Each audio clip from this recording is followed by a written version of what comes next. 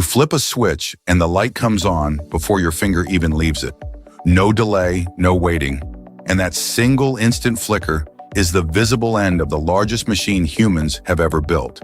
A machine that stretches across an entire continent and never ever stops moving. Because unlike almost everything else that reaches you, the electricity in your wall was not made yesterday and stored on a shelf. It was made the very instant you asked for it, somewhere far away and delivered to your hand at nearly the speed of light. So let's follow it. Backwards, from the outlet in your wall, all the way to the spinning machine that made it, and then forward again, step by step, across the grid. By the end, you will never flip a switch the same way again. Start at the source. Where does electricity actually come from? Here is the surprising part. Almost every power plant on Earth, no matter what fuel it burns, does the exact same thing at its heart. It spins a magnet. A coal plant burns coal to boil water into steam. A gas plant burns gas. A nuclear plant splits atoms.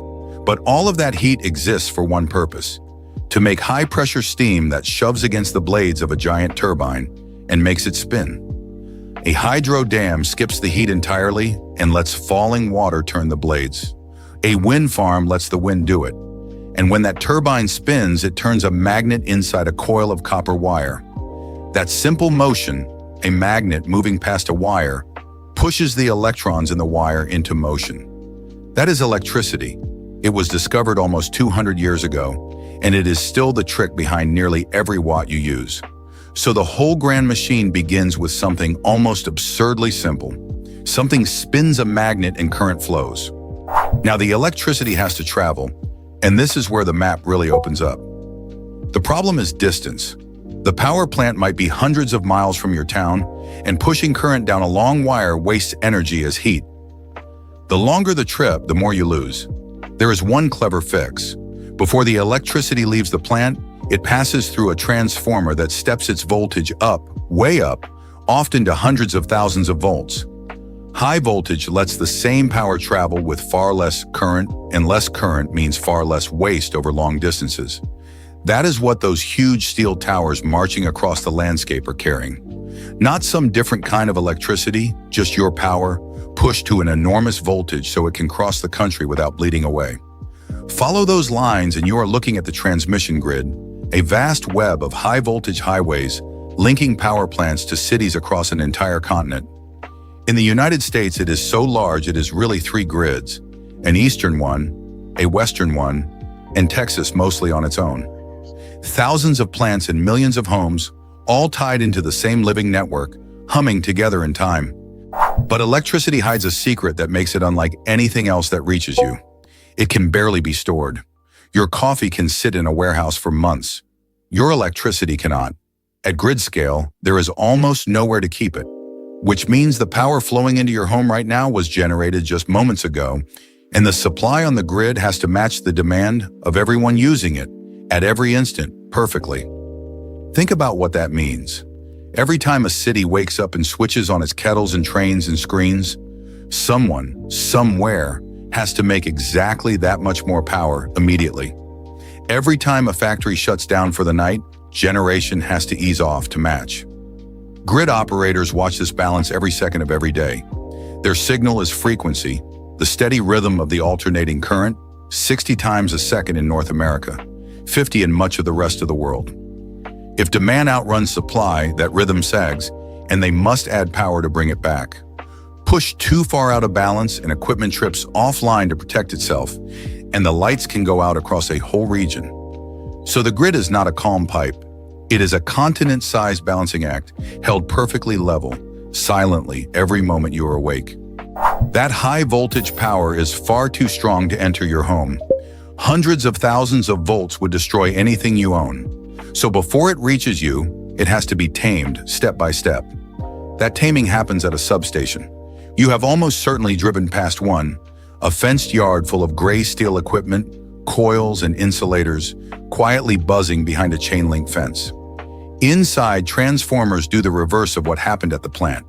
They step the voltage down from the enormous transmission level to something a neighborhood can safely use. A substation is the hinge between the long-distance highway and the local streets, the place where continent-crossing power turns back into something ordinary.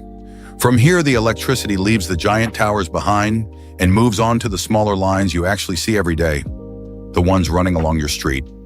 Now comes the distribution network, the last public stretch before your door.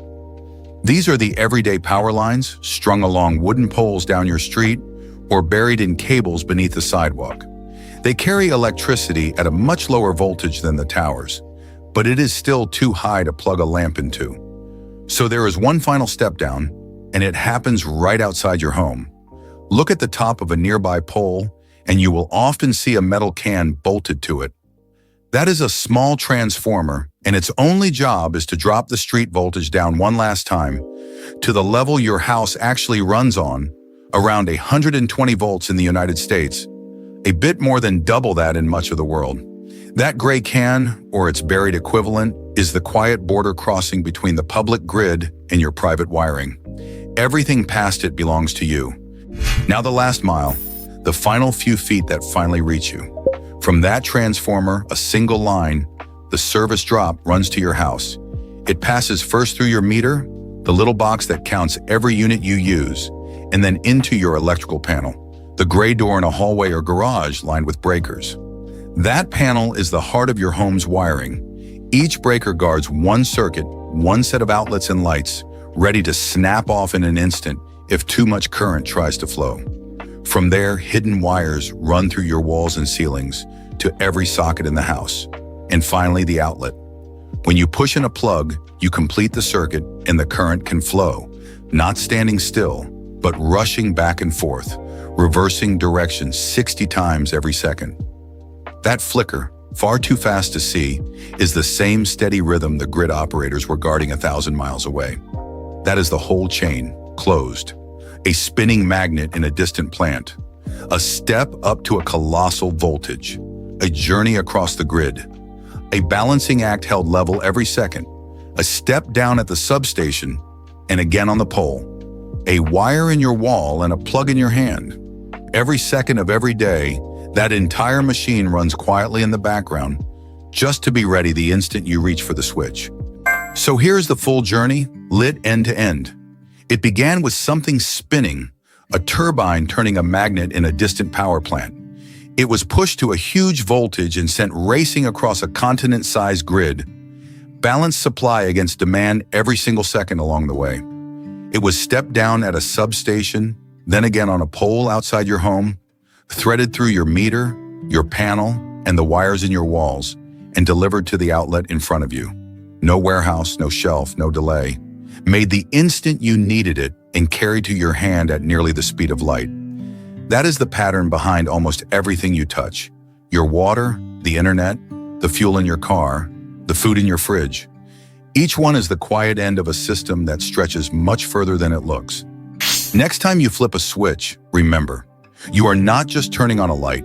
You are reaching into a machine the size of a continent, and it answers you instantly. This is Veyor, where we trace how the modern world actually reaches you. If you want to see the next everyday thing pulled apart on the map, subscribe, and we will follow the next one together.